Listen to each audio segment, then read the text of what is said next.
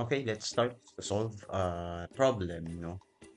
And kung matatandaan nyo sa first part ng video na to, di ba, tinuro ko sa inyo to solve ng uh, non-prismatic beam using double integration method. And somehow, yeah, kung titingnan nyo, it's an art. Okay?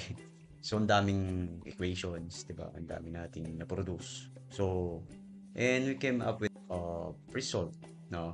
Using a double integration method na 146,059, no?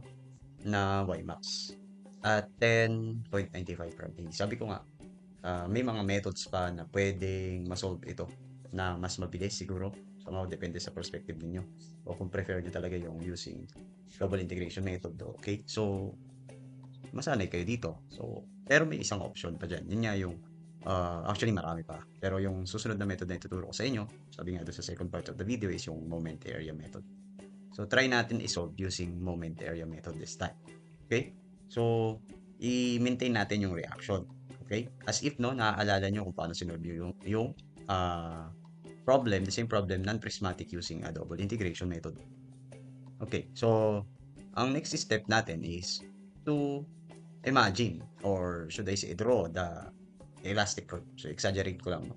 Yan yung elastic curve natin. And due to 80 kilonewton load, no, magde-deflect siya somehow in the middle.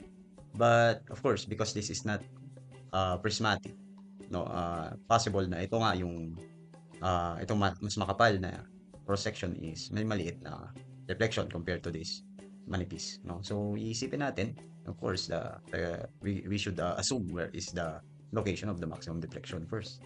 So dito yun before the point P, yeah? So imagine na lang natin nandito siya, and let's prove that, of course. So next is you will draw the M over EI diagram, di ba? And of course, by ano, moment area theorems is ma-determine naman na natin kung saan yung natin ilo-locate yung mga tangents nito, and later on magawa natin yung dalawang theorems, the theorem 1 and theorem 2, to be solved using geometry later on. So, pagpalagay natin na ito yung kanyang, okay, kunin natin yung curve, and sa paggamit ng moment area method, alam naman natin dapat yung objective natin, kunin yung maximum deflection. So, either from the point here is very valuable. So, ang sinosolve natin, anak, is simply supported beam. Hindi siya cantilever beam. So, ang pinakamadaling beam sa lahat na loaded tapos kuha na ng maximum deflection is the cantilever beam. At ang pinakamadaling way, of course, na magagamit natin, compare natin yung DIM at saka MAM. Mas madali ang MAM sa cantilever beam. Pero sa simply supported naman at non-prismatic, napaka risky ng double integration. Una sa time. Ngayon, masasuggest ko na compared between MAM and DIM, pag simply supported tapos non-prismatic beam, you use moment area method. Ganito kasi siya. Either from point A and point C, the supports, the tip is draw a tangent from that points. So, ang pipiliin ko is kung saan ako nag-a-assume support na malapit, no? Yung deflection natin, yung maximum deflection. So, dito yun. Kung dito ako nag-a-assume ng maximum deflection, magdodraw ako ng tangent sa point A. No? Kung dyan ang Ymax ko, magdodraw ako ng tangent mula sa point A. And kasi doon ako nag-set ng X ko. So, technically, magdodraw din ako ng tangent doon sa maximum deflection muna pala. No? Again tangent B. Kasi gagamitin natin sa ano, no? Sa moment area theorems. We need tangents. Okay. So, mag-draw ako dun sa tangent A ng tangent. Mag-draw ako ng tangent A sa point A. Okay? So, nakita nyo na. So, tapos, pansin nyo, nakalabas na rin tong ano, no, deviation. So, deviation of A. So, deviation of point A. Again, nagkakaroon lang tayo ng deviations mula sa elastic curve. Hindi sa original beam length. No, doon tayo sa tangent point. So, di ba, elastic curve is may point AD siya. Point A, B, and C. Okay? So, point A, so drawn from the tangent at B. Okay? Ito yung tangent at B. So, yan yung pinagdugtong natin, kumbaga. Yan yung deviation. And nagkataon yung deviation is equal, geometrically equal to Ymax. Okay? So, ano ba ang mga nakikita natin dyan? So, relationship ng mga tangents. Okay, wala. yung slope. Okay. Diyan mo makikita, yung slope sa A. Kung pinapahanap yung slope sa A, ayan yun. So, technically, lalagay mo yan. Kunin mo muna yung mga relationships ng mga tangents na gusto mong iset. And kung mapapansin nyo, ito pa is another deviation from point C. So, deviation of C drawn from the tangent at A. Okay? And then, the change in slope between points A and C. Ay, B, sorry. Ito yung change of slope nila dyan sa tangent. So, saan yung nakikita nyo ngayon na mga moment area theorems? Una, yung mga deviation at saka yung change in slope. And kung naiisip mo yung naisip ko, pag yung change in slope is na-locate mo at nagamit mo na yung formula ni moment area method, eh makukuha mo na yung slope sa A. Di ba? So, kung pinapahanap yung slope sa A, nadali mo na agad. Kumbaga. So, isa sa mga rason kung bakit iniiwasan ng mga estudyante itong method na to, kahit na alam natin na mas madali siya sa prismatic, is yung familiarity ng estudyante sa pagdodraw ng mga tangents at kung paano at kailan nila idodraw, kung saan, yun. So, yun yung risky sa part na to. Na dapat, pero constant practice is, maano mo talaga siya, mapa-find out mo rin yun. So, technically, you need more focus, lalo sa pagdodraw ng tangents and intelligent assumptions. Kumbaga, tinawag ko intelligent assumptions kasi yung assumption na yun, yung first assumption mo lang, hindi na mauulit pa, parang ganun. Kumbaga, hindi ka magkakamali. So, technically, assumptions ulit dito are not naman so, hindi naman masama mag-assume, kumbaga yun yung sinasabi ko. Kasi ipapakita naman ng solution mo na baliktad lang ulit or wrong assumption means wrong direction lang. Ganun. So, along the discussion, I will naman yan, explain. So, ba't ko to sinet ng ganito? Because MAM is geometrically, pag sinolve, you need to get relationships through geometrical figures na mabubuo natin. Like, number one is triangular. So, yun yung mga triangles na makikita mo dito na related sa Ymax. Yun ang focus mo eh. Ymax. Okay? Or the maximum deflection. Eh, di ba, ano siya? Part siya ng geometry ng triangle na to. Like here. So, kung nakuha natin yung big triangle na meron length na to, mamaya, makukuha natin yan. Tapos may angle ka pa. Eh, it's similar on this. Di ba? Okay, and another way will come pa kung maaari, 'di ba? Pero isa-isahin natin. Bigyan ko kayo ng pattern, kumbaga kung ano yung mga selections natin. Kumbaga ano yung mga uunahin natin, mga ganyan. So, when you draw na, natapos mo na i-draw ito, no? So, let's go with the M over EI diagram. So, 'di ba, kaya nga siya moment area. So, you need to draw the M over EI diagram. So, ang tip dyan na kapag meron tayong concentrated load dito, tapos simply supported, doon na tayo kukuha ng point of moment natin. Yan ang gawin mong wall. So, ibig sabihin, ang mga direct loads lang o external load lang na mag-take ng moment sa B is si RA at si RB. Ito tinutukoy ko. So, when you multiply 40 kN to 12, that is 480. So, dahil M over EI diagram yan, i-divide mo ng EI. Tama? So, EI, constant lang muna siya. Pagdating dito, I lang siya. Ibig sabihin, EI lang. Pero pagdating dito sa kabila, with BC is 2EI. So, mati-divide yung moment na makikreate mo. So, like for example, si RB, 40 times 12, di ba? 480 din. Pero dahil i-divide natin siya ng 2EI, so si 480, divide mo ng 2. Okay? So, si 480, di-divide mo ng 240. So, ng 2, sorry. So, 240 siya. So, saka pagdugtungin natin. So, technically, ito na po yung M over EI diagram niya with two triangles. So, ito na siguro yung masasabi kong pinakamadaling M over EI diagram niya. Although you have the other options like 40 times, o kung dito ka mag-wall, 40 times 24, ganyan. Kaya lang ang problema doon, madi-divide lang yung BC ng 2EI. So, medyo komplikado. Pero kung constant yung beam mo, pwedeng diretso lang yun. Tapos yung 80 din, magtitake ng moment pag ganyan naman. So, mayroon kang dalawang triangle din. Pwedeng M over EI diagram din yung dalawang yun. Kaya lang, ang mas convenient kaya yun kapag ina-address natin yung issues dito sa deviation. Bakit kamo? Kapag nanguha ka ng deviation ng C to A, di ba? Deviation of C to A is the area or the moment between 2 points. So, between C to A, di ba? Pansin nyo, ha? Kung i-address ko to, PC over A. Ang kukunin mong area ng M over EI diagram is from A to C. So, you need to get the whole triangle here and this one. Kung ito yung gagawin ko. Okay, lagyan natin ng marka. Kung the other option ang gagawin ko, yan. Pwede rin kasi ganito. So, si 40 times 24, yan. Palagay mo na isang diretso lang siya. So, 40 times 24, for example, dito, and then 80 times 12 dito. So, imagine PC over A. So, between points A and C, you need to get the area, this one. And the centroid pa. Kasi nga, deviation, moment, area. So, madali siya dito. Kasi 1/3 lang. Yan, 1/3, 1/3. What about if we get this one? PA over B. So, between 2 points, A to B. Di ba ito yun? Yan. Diba? So, ito yun. Itong area lang na to. Okay. Supposed to be, madali din siya. 2/3 langan. Pabalik naman tayo kasi deviation ng AB sabihin, doon ako kuha ng centroid side.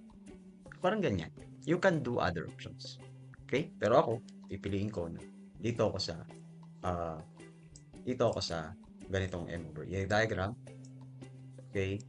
Yan ang tip ko sa inyo. Kung saan yung direct load, doon ka mag-take ng moment.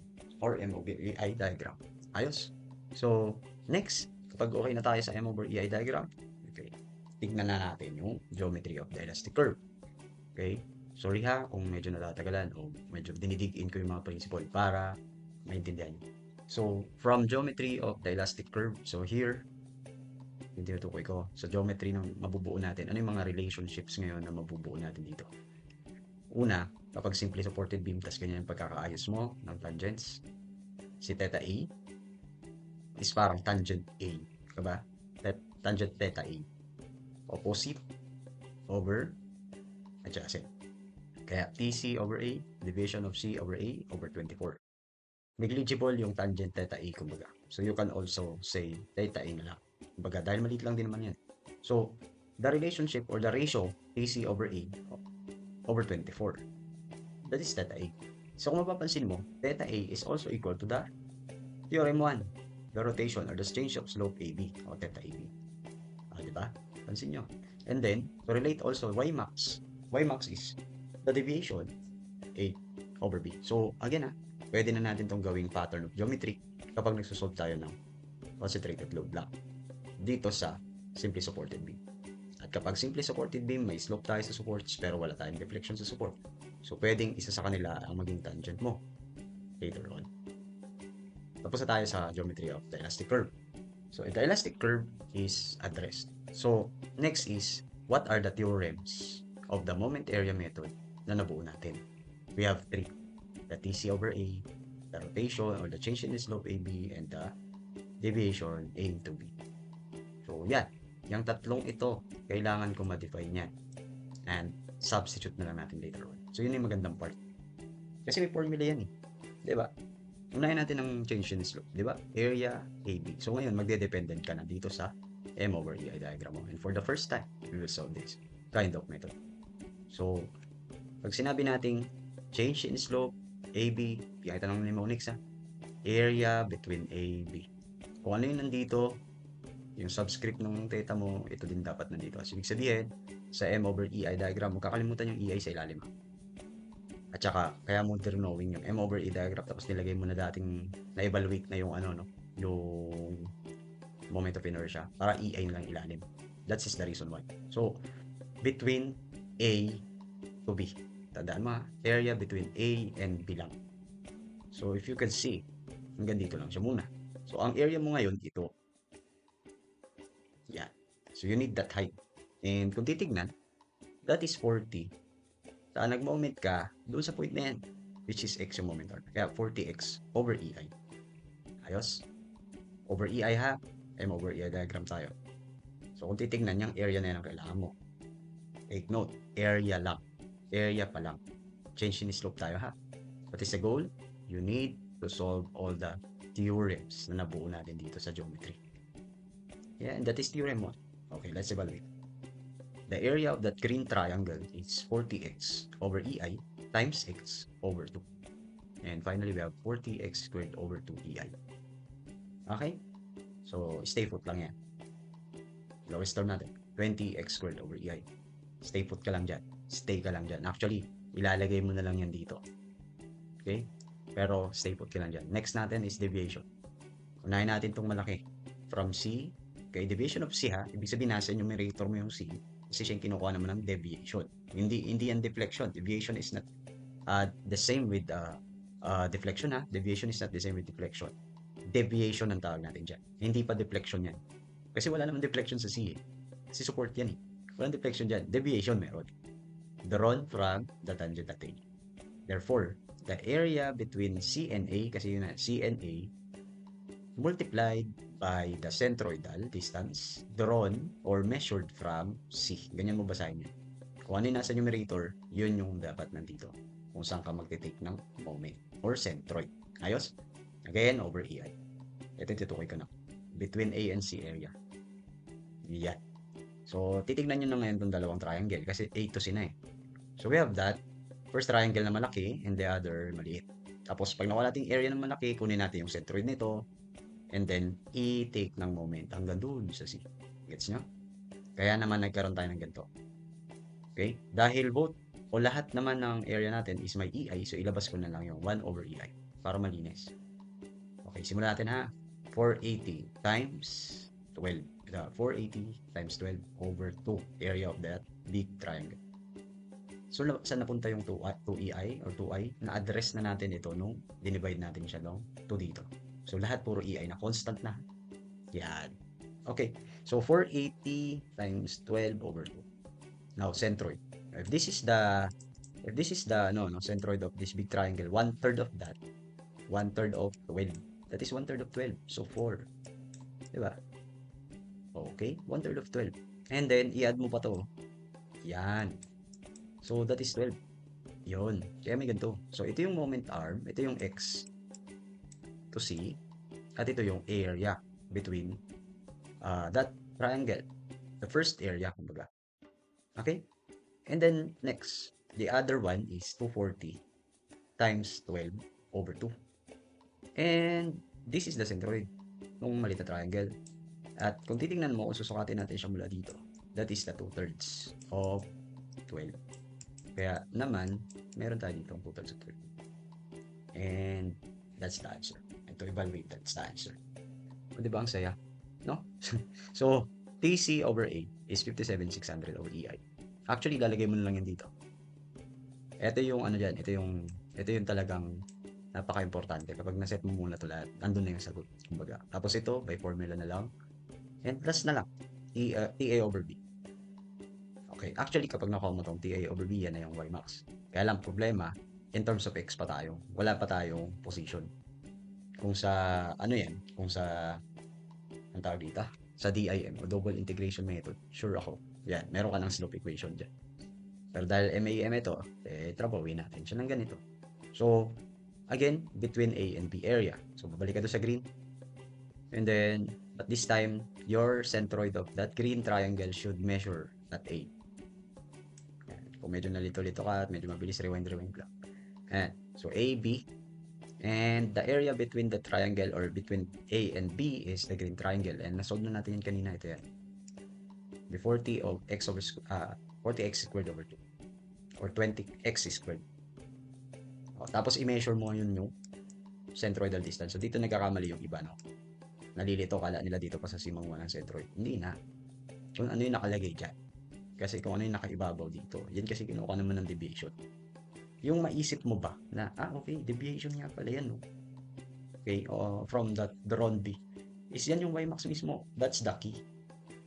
So, another tip, pag nagsosolve tayo ng maximum deflection at the simplest simply supported beam, mag-draw ka agad ng tangent B doon sa Y max, sa point of maximum.